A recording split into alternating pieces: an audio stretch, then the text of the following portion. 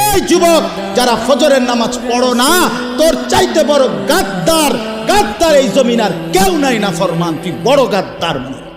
10টা বাজে ঘুমাইলা, 11টা 12টা 1টা 2টা 3টা 4টা 5টা 5টা 15-তে অথবা 5টা 20-এ গিয়া ফজরের জামাত।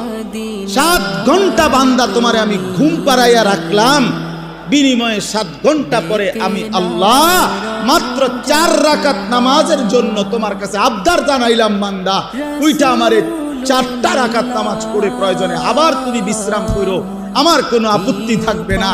তুমি নাফরমান, সেই মালিকের দেওয়া 7 ঘন্টা 6 ঘন্টা ঘুমাইয়াও তুমি 4 রাকাত নামাজের জন্য উঠলা না। এই যুবক যারা ফজরের নামাজ পড়ো না, তোর চাইতে বড় গাদ্দার এই জমিন আর কেউ নাই। না ফরমান, তুই বড় গাদ্দার।